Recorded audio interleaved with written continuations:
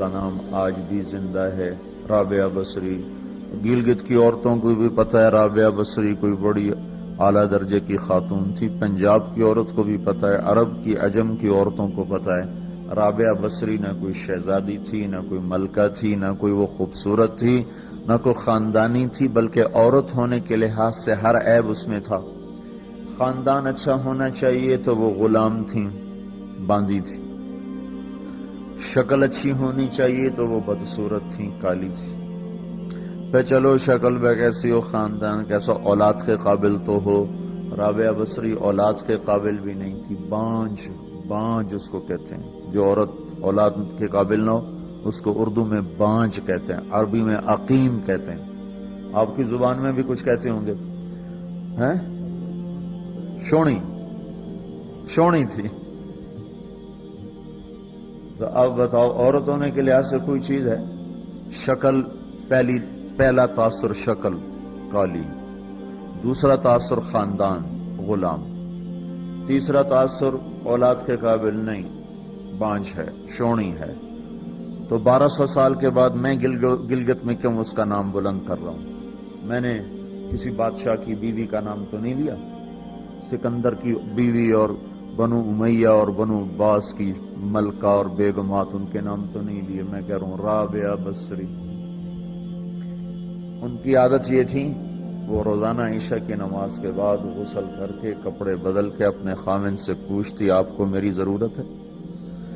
اگر وہ کہتے کوئی نہیں ہے تو پھر پوچھتی مجھے اجازت ہے؟ وہ کہتے اجازت ہے تو پھر مصلی پہ کھڑی ہو جاتی ہے اور فجر کی نماز تک مصلی پر کھڑی رہتی تھی۔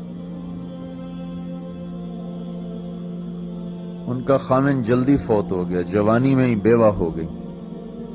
تو حسن بصری بصرہ کے امام، کیا سارے مسلمانوں کے امام تھے، وہ خود آئے، خود چل کے آئے کہ میں آپ سے شادی کرنا چاہتا ہوں۔ وہ کوئی شادی کا شوق نہیں تھا ان کو، وہ تو اولاد کے قابل نہیں، شکل صرف ان کی نیکی اور ان کا جو اللہ سے تعلق تھا، ان کو یہ لالچ ہوا کہ یہ میری بیوی ہو جائے تو اس کی تو فعل شاید میری بخشش ہو جائے۔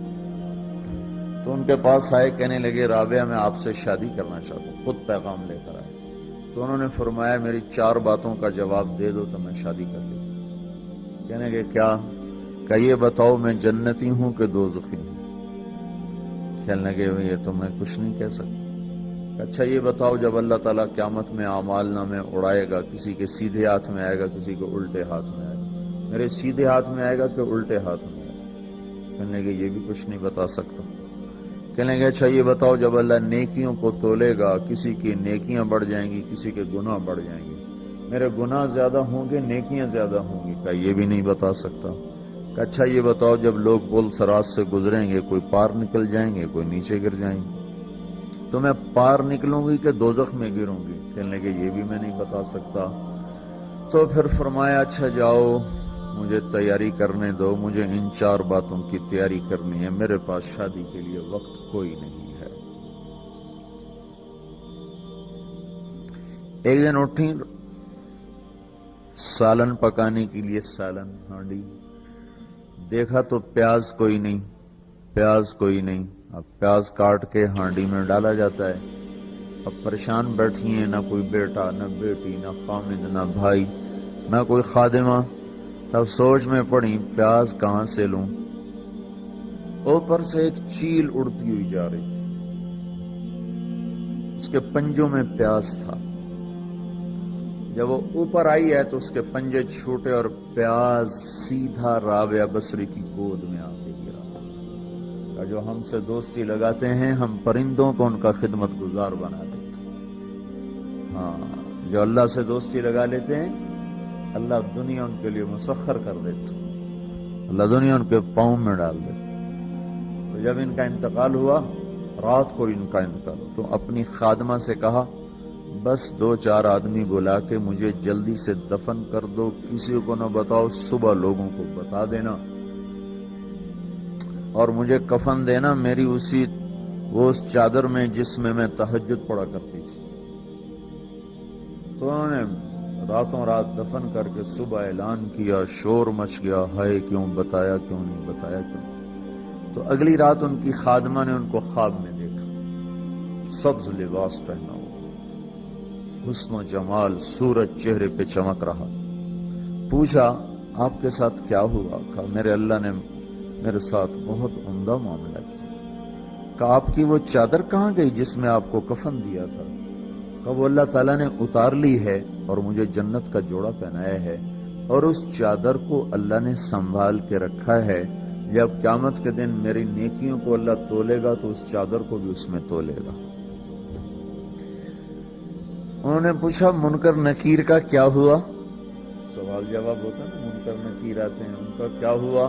کہا وہ آئے تھے تو انہوں نے مجھ سے کہا من رب کی، تیرا رب کون ہے، تیرا رب کون ہے؟ تو میں نے منکر نکیر سے کہا جس اللہ کو 40 سال نہیں بھلایا اس کو 4 ہاتھ زمین کے نیچے آ کر میں بھول جاؤں گی۔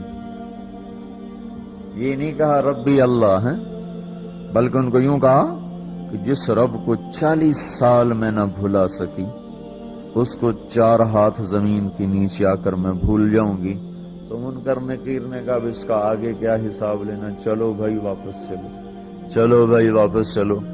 یہ بات آپ نے حضرت عمر سے فرمائی تھی، عمر وہ کیا دن ہوگا جب تو قبر میں ہوگا اور منکر نکیر آئیں گے زمین کو چیرتے ہوئے، اور ان کے ہاتھ میں ہتھوڑا ہوگا، ساری دنیا کے انسان جن اٹھانا چاہیں تو اٹھا نہیں سکیں گے، اور ان کی آواز میں بجلی کی کڑک ہوگی، اور وہ زمین کو چیرتے ہوئے آئیں گے، ان کے دانت لمبے ہوں گے، تو وہ آ کر تم سے سوال کریں گے من ربک ما دینک من نبیک۔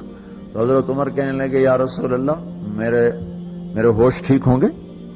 جیسے میں اب بیٹھا ہوں میں ایسے ہوں گا؟ تو ہمارے نبی نے فرمایا ہاں تو ایسے ہی ہوگا جیسے تو اب بیٹھا ہوا ہے۔ تو کہنے لگے پھر میں اچھی طرح ان سے نمٹ لوں گا۔ تو جبریل آئے کہنے لگے یا رسول اللہ ہم دیکھ رہے ہیں آگے کہ عمر کو جب قبر میں ڈالا جائے گا اور آ کر منکر نکیر ان سے سوال کریں کہ مر ربک، تو یہ کہیں گے ربی اللہ فمن ربکما، میرا رب تو اللہ ہے، تم بتاؤ تمہارا رب کون ہے؟ میرا دین تو اسلام ہے، تم بتاؤ تمہارا دین کیا ہے؟ تو وہ منکر نکیر کہیں گے عجیب بات ہے، ہم تمہارا حساب لینے آئے کہ تم ہمارا